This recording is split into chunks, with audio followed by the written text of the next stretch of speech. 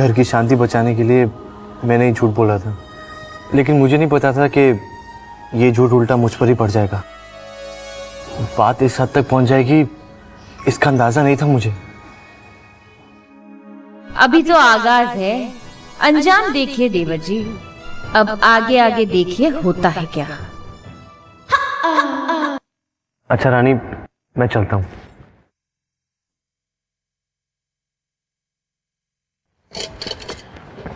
राज बेटा, ये तेरे पापा की दवाओं की चिट्ठी है। ये याद से लेते आना लौटते वक्त। जी। अरे हाँ देख, मैं भूल ही गई तुझसे पूछना, तू कल अपनी बाइक क्यों नहीं ले गया?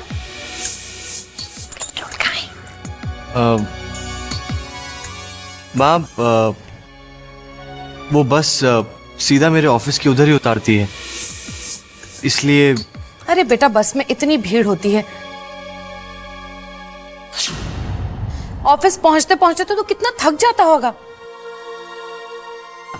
कोई जरूरत नहीं तुझे बस में आने जाने की। 4 पैसे बचाने के लिए अपनी जान क्यों खराब करता है? तू बाइक से ही जाया कर, ठीक है?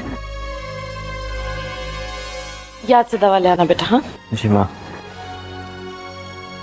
अरे राज, जरा ये ऑफिस जाते वक्त बिजली का बिल भर दोगे? आज आखिरी तारीख है। ओके, प्रॉब्लम है। ठीक है, तुम्हारे भैया को बोल दूंगी, वो भर देंगे। वो क्या कहते हैं, लेट फी के साथ। जी नहीं, मैं भर दूंगा। अच्छा, थैंक यू। पैसे वैसे यूं ही पूछ लिया। टाटा।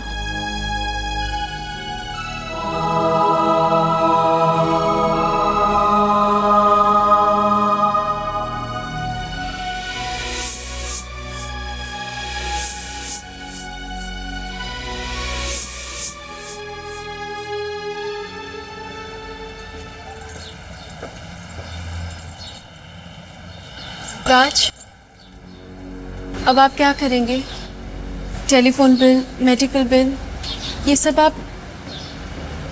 घबराओ मत, सब कुछ हो जाएगा। वॉलेट में तो इतने पैसे आ ही जाएंगे। Don't worry, I will manage.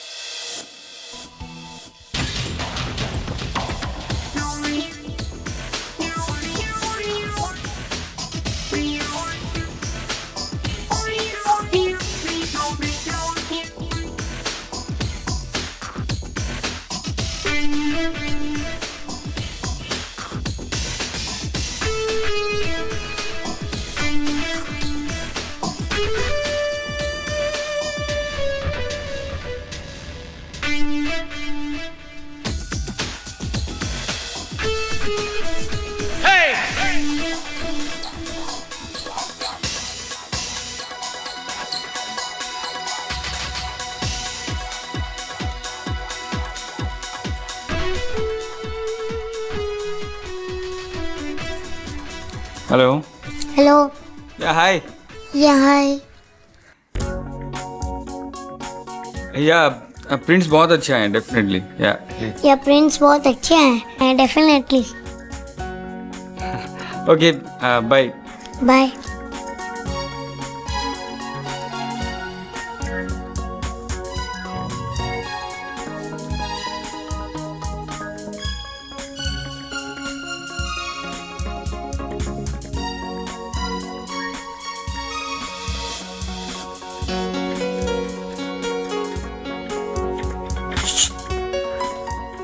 क्या देख रहे हो? ये क्या? सीखना है। क्यों? मैं भी आपकी तरह फोटो खींचूंगा। क्यों? तुम्हें फोटो क्यों खींचना है? सब बच्चे बड़े होके अपने पापा जैसे ही तो बनते हैं ना।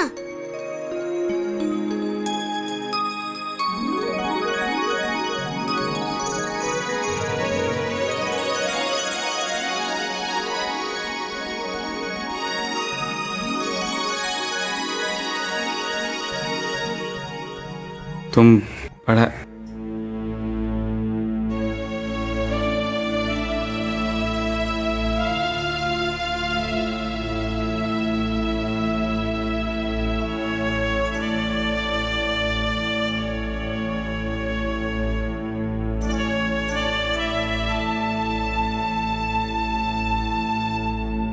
अमित, अमित, अमित, अमित क्यों रोक रहे हो अपने आप को तुम? अगर तुम्हारा दिल उस बच्चे की तरफ खिंच रहा है तो बढ़कर उसे सीने से क्यों नहीं लगा लेते? अगर मुझे एक पल के लिए हंसी आ गई तो इसका मतलब ये नहीं कि बच्चा मेरा हो गया या मैं उस बच्चे का बाप हूँ। देखो मधु, मैं एक बात साफ कर देना चाहता हूँ। मैंने तुम्हें उस बच्चे को एक्सेप्ट करने से कभी नहीं रोका, लेकिन तुम मुझे उसे स्वीकार करने के लिए फोर्स नहीं करोगी। That's it.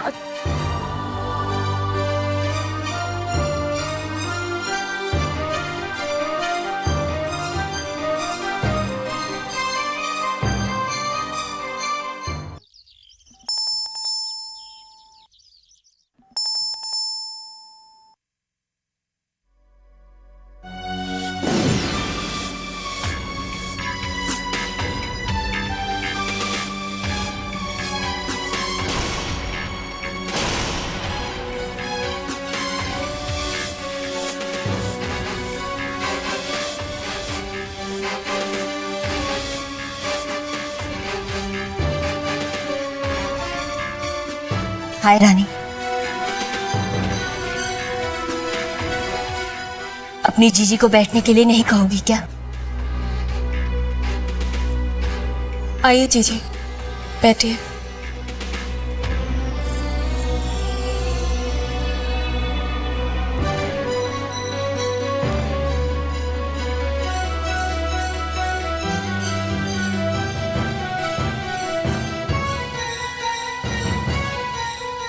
हम आपके लिए चाय कॉफी कुछ लेके आते हैं। रानी प्लीज प्लीज बैठो ना, बैठो।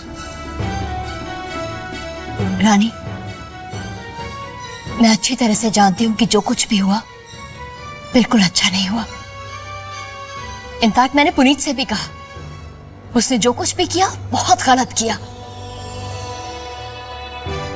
राज को जॉब देकर फिर उसकी इंसल्ट करके उसे जॉब से निकालना, ये सब करने का पुनीत को कोई हक नहीं था।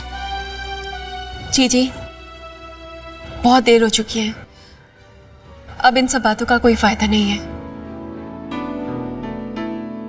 रानी, तुम्हें याद है लोग हम बहनों के प्यार की मिसाल दिया करते थे। हम बहनों में झगड़ा तो दूर की बात, कभी हमने एक दूसरे से ऊंची आवाज में बात तक नहीं की। और आज रानी, क्या आज हम इतने पराये हो गए कि एक दूसरे से बात तक करने से कतरा रहे हैं? नहीं, मैं तुम्हें कोई दोष नहीं दे रही हूं।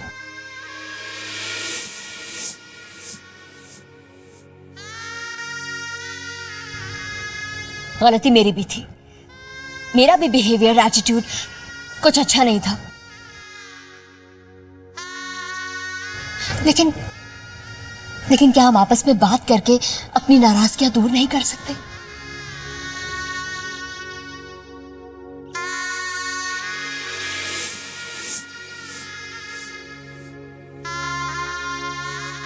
रानी, मैं ये भी बात मानती हूं कि जो कुछ भी पुनीत और राज के बीच में हुआ वो बहुत बड़ी बात है। लेकिन क्या हम खुद को उनके झगड़े से दूर नहीं रख सकते? हम अपने प्यार में दूरियां, फासले, डिफरेंसेस क्यों आने दें? चाहते तो हम भी नहीं थे कि बात इतनी बढ़ जाए। रानी, तुम्हें पता है मेरे लिए तो तुम आज भी मेरी वही छोटी सी प्यारी सी लाडली सी बहन हो। मैं अपनी छोटी बहन को पहले की तरह प्यार भी नहीं कर सकती। अरे शालिनी जी, नमस्ते। आप यहाँ? वैसे शालिनी जी, घर आए मेहमान को कुछ कहना तो नहीं चाहिए, लेकिन जब दिल ही दुखा है तो आप तो निकलेंगे ना। वैसे आप लोगों ने जो हमारे साथ किया वो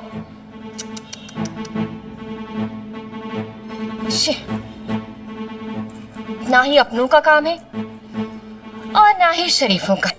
हमें कहने दीजिए देवरानी जी, कहने दीजिए, बैठ जाइए। हाँ तो शालिनी जी, आपने और आपके पति ने जो राज के साथ किया ना, उसके लिए हमारा पूरा परिवार आपको कभी माफ नहीं करेगा।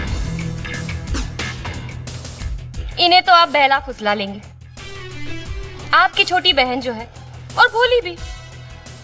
लेकिन जब ये बात राज के भैया को पता चली ना, तो उनका तो खून ही खौल उठा। अगर गलती से भी आपके पुनीत जी इनके सामने आ गए ना, तो 2-4 तो छोड़ ही दो, 2000 बातें सुनाने भी कम नहीं करेंगे वो, याद रखिए। भाभी आप प्लीज।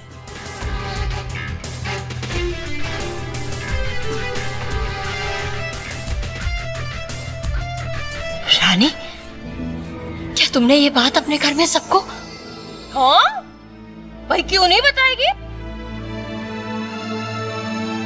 आप शायद भूल रही है, वैसे बता रहे अब ये इस घर की बहू है। वो इस घर के इज्जत के बारे में सोचेगी या मित्तल बहनों की गुनगानी गाती रहेगी? बोलिए। हाँ, बिल्कुल ठीक कह रही हैं आप। हाँ। मैं तो ये भूल गई थी कि मेरी छोटी बहन अब इस घर की बहू बन चुकी है और उसे अपनी बहनों से या उनकी इज्जत से कोई लेना देना नहीं है। रानी, मैं तो यहां पर सब कुछ भूलने भुलाने के लिए आई थी। कुछ गलतियां तुमने भी की थी, लेकिन तुमने मुझसे माफी नहीं मांगी। मैंने भी कुछ नहीं कहा। मैंने सोचा चलो कोई बात नहीं, मेरी छोटी बहन है, मैं तुमसे बड़ी हूं रानी। फिर भी मैं आज तुम्हारे घर तुमसे माफी मांगने के लिए आई। लेकिन तुमने तो मुझे इस काबिल भी नहीं छोड़ा कि मैं तुम्हारे घर में खड़ी हो सकूं। जीजी, मुझे तुम्हारी समझदारी पर विश्वास था। मुझे भरोसा था कि तुम अपने मायके की इज्जत अपने ससुराल में बना कर रखोगी।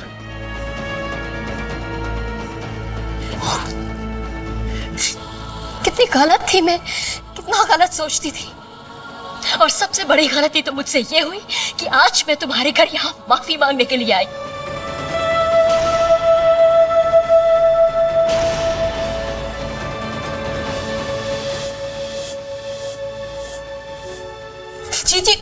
जीजी हमारी बात तो सुन। जीजी,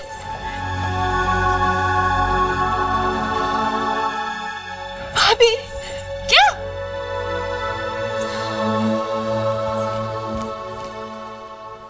हाय, हमने क्या किया? हमने तो सिर्फ बोला। आरती, तू भी ना।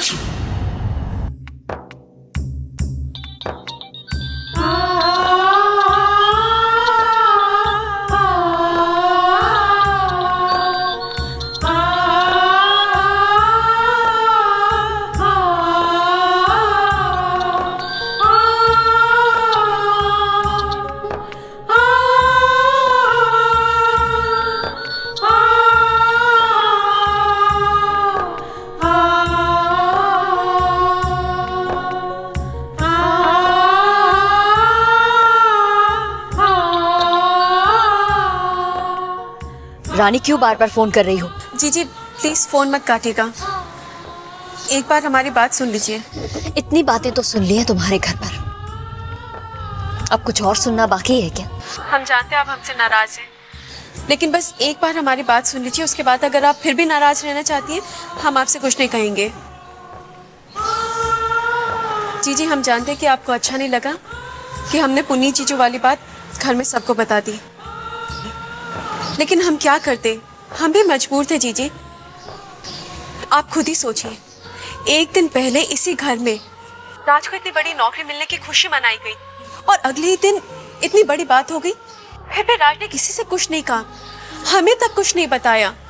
वो तो हमने उन्हें अमित जीजू से बात करते हुए सुन लिया। जी आप जानती हैं, राज की जब से नौकरी गई, मनोज भैया ने उन्हें कितनी तीखी कड़वी बातें सुनाई, कितनी बेइज्जती की उनकी, उन्हें ऐसे जताया जैसे वो नौकरी के लायक ही नहीं थे। अब आप ही बताइए जी, उनकी इतनी बेइज्जती होते हुए हम कैसे चुप रह सकते थे? हमें सबको बताना पड़ा कि गलती राज की नहीं बल्कि पुनीत।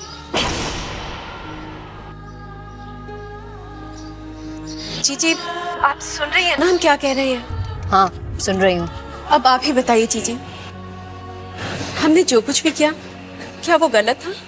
देखो रानी, तुमने वो किया जो तुम्हें ठीक लगा। अच्छा हुआ तुमने मुझे कुछ सिखा भी दिया। आज से तुम अपने पति की इज्जत का ख्याल रखो और मैं अपने पति की। Is that clear?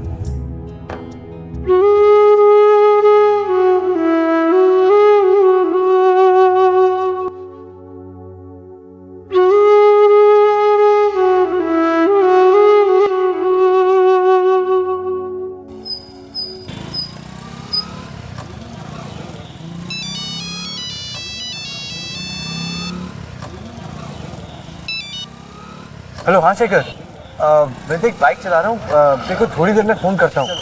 हाँ चल, ओके बाय। गाड़ी साइड लग गया। क्या कर रहे हो? आप तो बहुत बड़े हीरो हो, गाड़ी चलाते चलाते मोबाइल पे बात कर रहे हो। नहीं सर, देखिए एक्चुअली मैं अपने दोस्त के साथ। लाइसेंस दीजिए। देखिए कोई बहुत ज़रूरी बात थी। देखिए टाइम की खोटी मत करिए, लाइसेंस दीजिए। आपको सोचना चाहिए, 2 पहिया 4 पहिया गाड़ी चलाते वक्त मोबाइल पे बात नहीं किया जाता है, फाइन लगता है। देखिए सर, प्लीज आगे से नहीं होगा।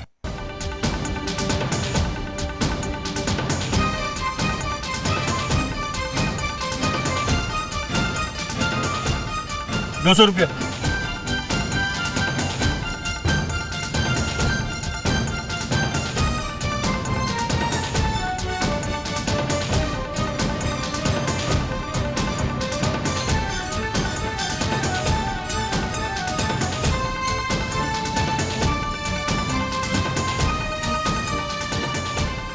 ₹200।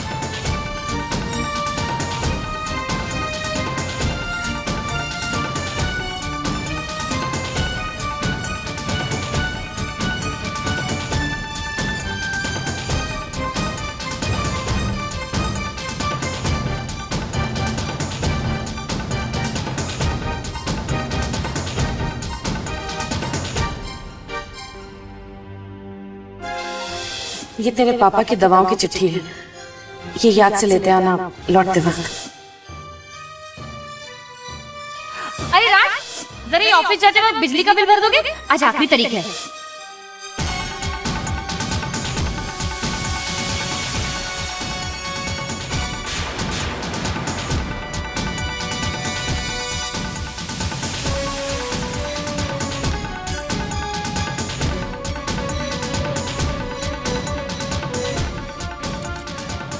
ये लीजिए लाइसेंस।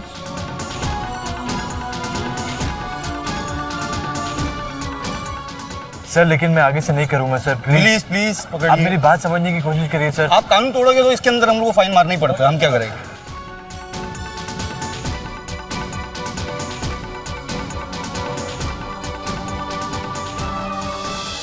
ये याद से लेते आना लौटते वक्त। जरा ये ऑफिस जाते वक्त बिजली का बिल भर दोगे? आज आखिरी तारीख है।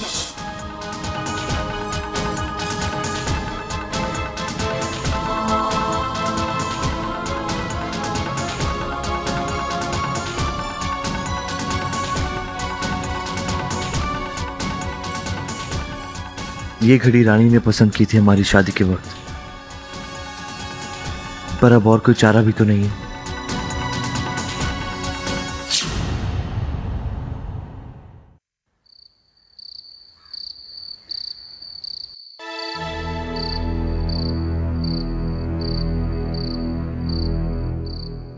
अमित, तुम्हारा बुखार तो बढ़ता ही जा रहा है।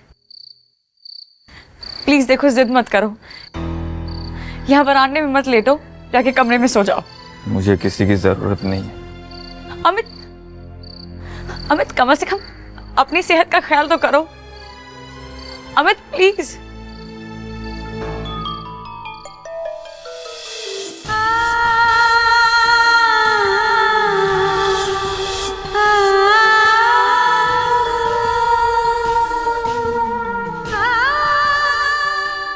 ये क्या दीदी?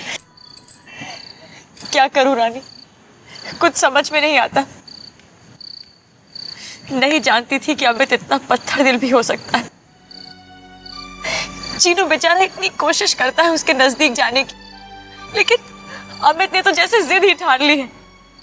अगर उसके दिल में चीनू के लिए प्यार जागता भी है तो वो अपने आप को रोक लेता है। आपसे तो हमें हिम्मत मिलती है, आप इस तरह हिम्मत हार जाएंगी तो हमारा क्या होगा? हिम्मत नहीं हारूं तो क्या करूं रानी? रानी मुझे समझ में नहीं आ रहा कि अमित ने अपने दिल में प्यार की जगह नाराजगियां क्यों पाल ली। सब ठीक हो जाएगा, सब ठीक हो जाएगा। अरे रानी, आओ ना, बैठो। ये आप क्या पढ़ रहे हैं? गोविंद स्तोत्रम है, रोज रात को सोने से पहले पढ़ने की आदत है।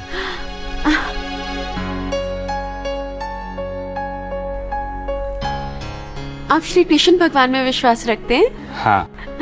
उन्होंने पैदा होते ही कैसे अपनी लीलाएं दिखानी शुरू कर दी थी। वो जैसे ही पैदा हुए तो जेल के दरवाजे कैसे खुद ब खुद खुल गए थे, है ना? और फिर उनके पिताजी उन्हें नंद जी के पास ले गए और फिर नंद जी ने श्री कृष्ण भगवान को इतना प्यार दिया कि दुनिया तो श्री कृष्ण भगवान को नंदलाल कह के पुकारने लगी। कितनी अजीब बात है ना जीजू, दोनों में कोई रिश्ता नहीं था, लेकिन फिर भी सबसे गहरा रिश्ता प्रेम का रिश्ता था। नंद जी जानते थे कि श्री कृष्ण भगवान उनके अपने बेटे नहीं है, लेकिन फिर भी इतना प्यार दिया जैसे मानो वो उनके अपने बेटे हो, है ना जीजू? बस एक बार आप चीनू की तरफ प्यार से देखिए, जिस तरह आप में और दीदी में चीनू को अपने माँ बाप नजर आते हैं, उसी तरह देखेगा आपको भी चीनू में अपना बेटा ही नजर आएगा। ऐसा बेटा जो आपको दुनिया का सबसे प्यारा बेटा लगेगा।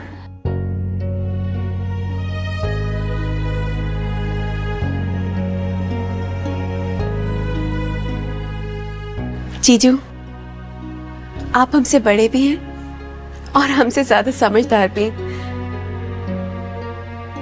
अगर हमारी कोई बात आपको बुरी लगी हो या हम कुछ ज्यादा बोल गए हो तो अपनी छोटी बहन समझकर हमें माफ कर दीजिएगा।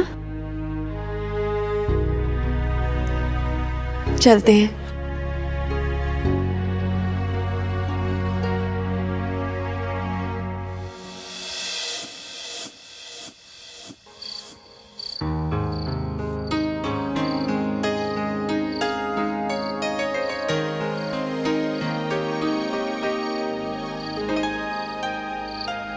तू यहाँ क्या कर रहा है? पापा आप फिक्र मत करो, आपका बुखार जल्दी उतर जाएगा। मैंने आपको बाम लगाई है, वो बाम 5 असर करती है। मैंने एक ऐड में देखा था। जाओ, जाकर सो जाओ। कहा ना, जाकर सो जाओ।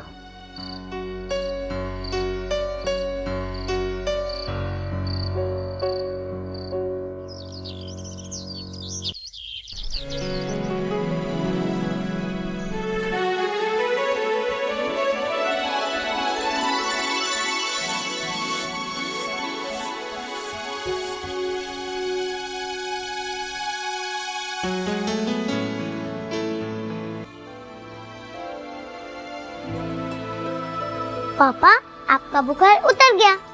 देखा, मैंने कहा था ना, वो बाम 5 असर करती है। तुम यहाँ क्यों सो गए? वो रोहन है ना, उसने मुझे बताया कि जब एक बार उसको बुखार हुआ था, उसके डैडी पूरी रात उसके पास बैठे थे और सुबह उठते ही उसका बुखार उतर गया।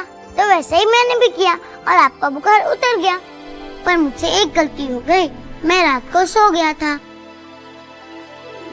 बस एक बार आप चीनू की तरफ प्यार से देखिए, आपको भी चीनू में अपना बेटा ही नजर आएगा। ऐसा बेटा जो आपको दुनिया का सबसे प्यारा बेटा लगेगा।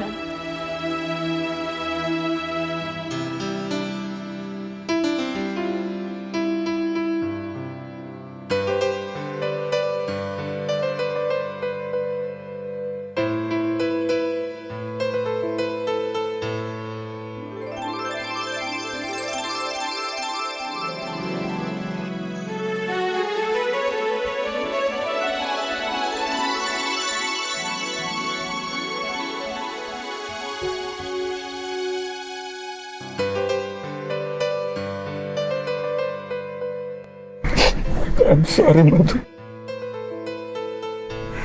मुझे माफ कर। नितिन बेटा, तुमसे तो कोई बात छुपी नहीं है इस घर की।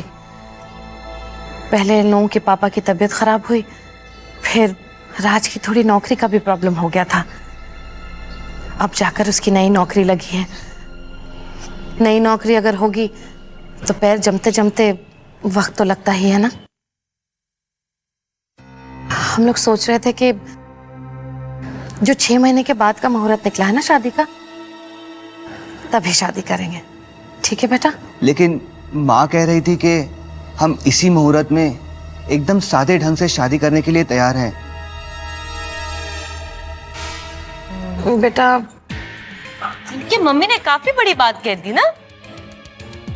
वैसे बता रहे हैं मम्मी जी के ना बड़े अरमान है सलोनी की शादी के बारे में।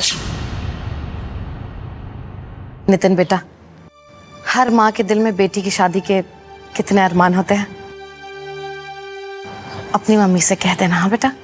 ठीक है मम्मी जी, आप चिंता मत कीजिए। थैंक यू बेटा। जीते रहो। बाय।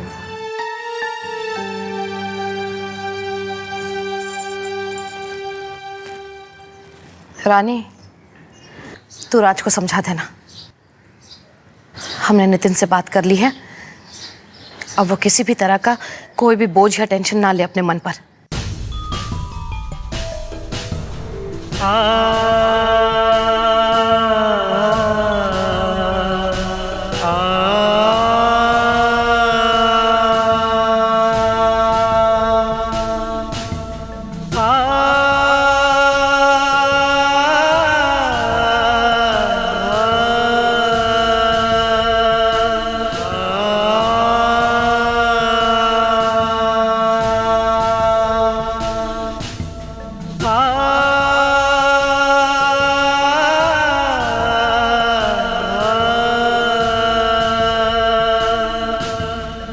ऑफिस में जाकर बॉस को पूरी प्रेजेंटेशन दे देंगे।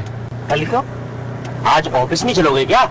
वैसे 4 बजने वाले। ट्रैफिक में ऑफिस पहुंचते पहुंचते 4:30 बज जाएंगे। ऑफिस 5 बजे बंद हो जाएगी। तो ठीक है, ऐसा करते हैं कि सीधे घर ही चलते हैं। हाँ भैया, सीधे ले लेना।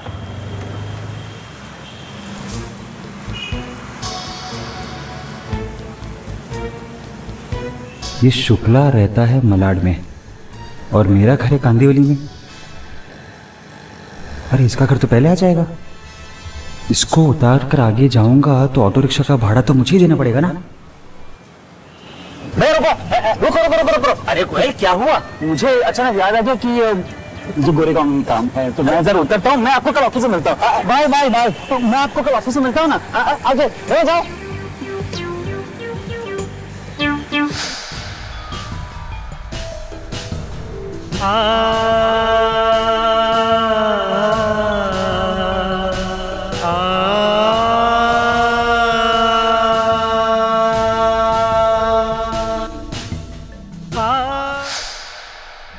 उधर आगे एक शॉर्टकट है बस स्टॉप के लिए, वहां से कांदिवली के लिए एक सीधी बस ले लूंगा।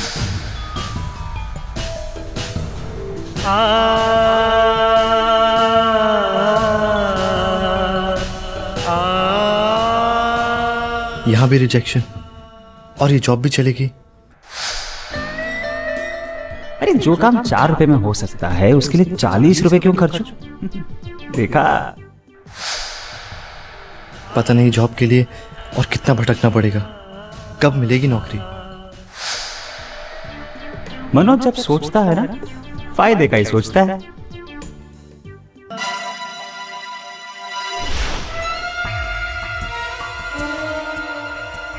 राज,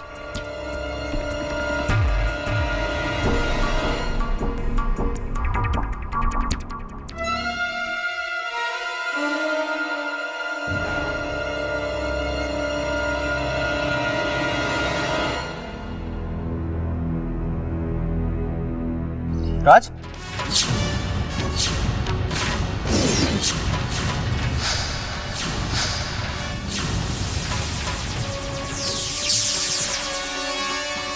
तू यहाँ क्या कर रहा है?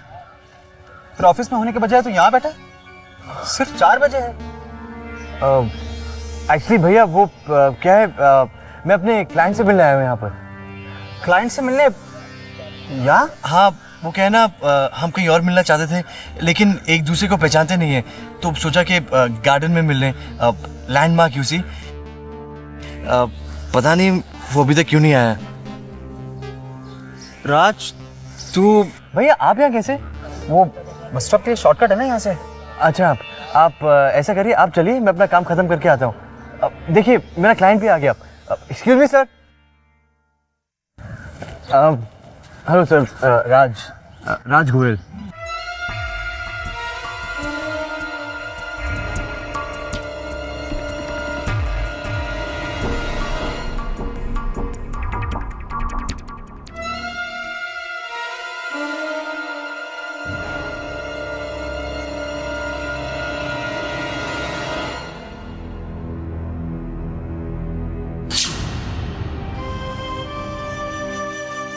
सॉरी, मुझे लगता है आपको कोई गलतफहमी हुई है। वो एक्चुअली मुझे आपको पहचानने में गलती हो गई। I am sorry.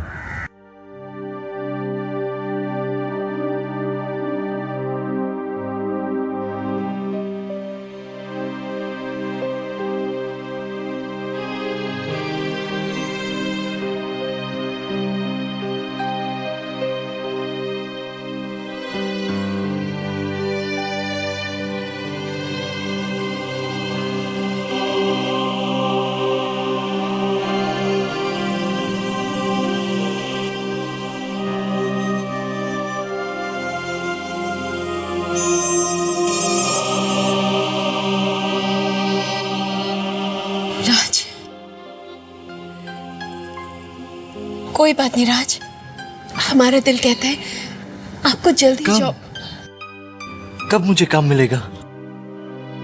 मैं खुद ही अपने आप पर बोझ बनकर बैठा हूँ। खाना खाने बैठता हूँ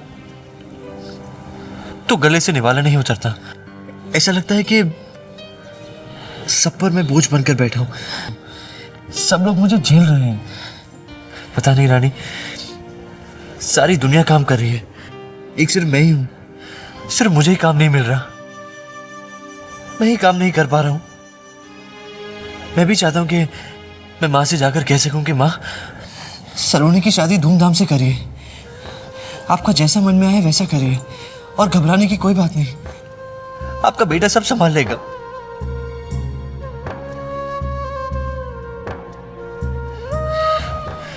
लेकिन ऐसा नहीं हो रहा है। और अब मैं अपने आप को बहुत कमजोर महसूस करने लगा हूं। आप कमजोर नहीं है राज, आप कमजोर नहीं है। कैसे नहीं रानी? अब तो वो घड़ी भी बेच दी जो तुम्हारे पापा ने हमारी शादी पर दी थी। क्या ये राज इसी लायक है, इसी काबिल है? राज, बस वक्त हमारा इम्तिहान ले रहा है। और कितने इम्तिहान देने होंगे हमें रानी? अब तो मुझे अपने आप से भी शर्म आने लगी है। मैं खाली नहीं बैठना चाहता रानी, मुझे काम करना है, काम करना है मुझे।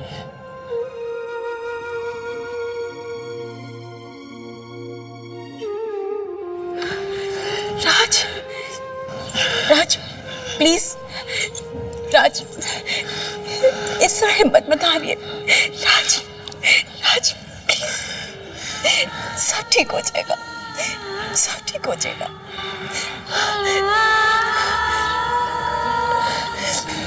राज,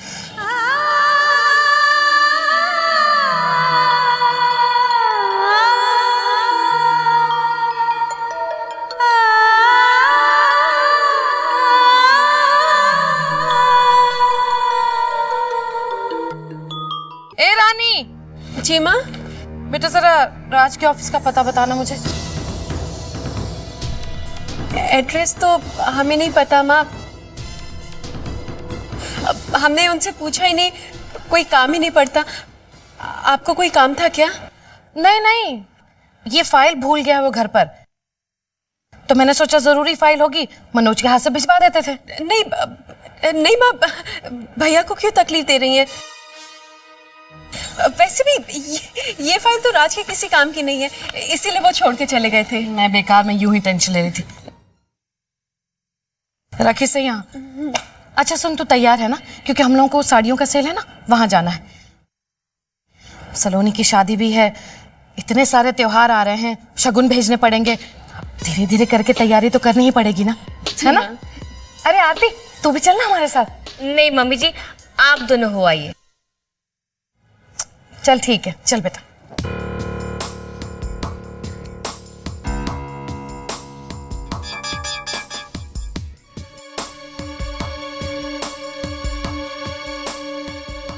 आप दोनों जाइए मम्मी जी, क्योंकि मुझे कहीं और जाना है।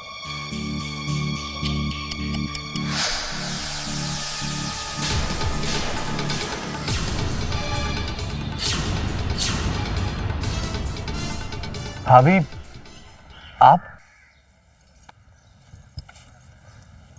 ये फाइल तुम घर पर ही भूल गए थे। मम्मी जी रानी से तुम्हारे ऑफिस का पता पूछ रही थी। रानी ने तो बात गोल गोल घुमा के बात को टाल दिया, पर आज मम्मी जी को सब पता चलता। तो आप जानती हैं कि मुझे नौकरी। राज, गिन चुन के 4 लोगों का परिवार है हमारा। हम एक दूसरे का दुख सुख नहीं बांटेंगे तो और कौन बांटेगा? वैसे बता रहे, वो कल रात को तुमने खाना नहीं खाया था ना, इसलिए दूध लेकर बरसाती में आई थी, और न चाहते हुए भी हमने तुम्हारी और रानी की सारी बातें सुन ली।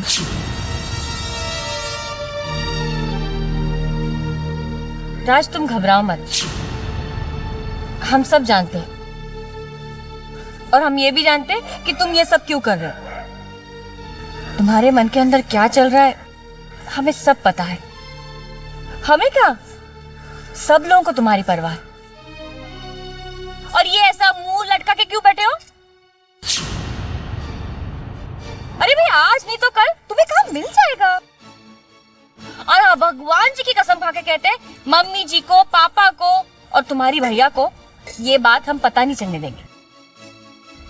देखो भाई, अगर तुम छोटे हो तो हम भी इस घर की बड़ी बहू हैं, और बड़ों का तो फर्ज बनता है ना छोटों की मदद करना। तो हम तुम्हारी मदद क्यों नहीं करेंगे बताओ? जब भी किसी भी चीज की जरूरत पड़े, बेझिझक हमारे पास चले आना। हाँ तो बोलो। थैंक यू भाभी। ओ जी, वेलकम। अरे हाँ, भूख लगी होगी ना, खाना खा लेना। वो क्या कहते हैं, लंच टाइम हो गया होगा, है ना? चलो चलो खाना खा लो। जयराम जी की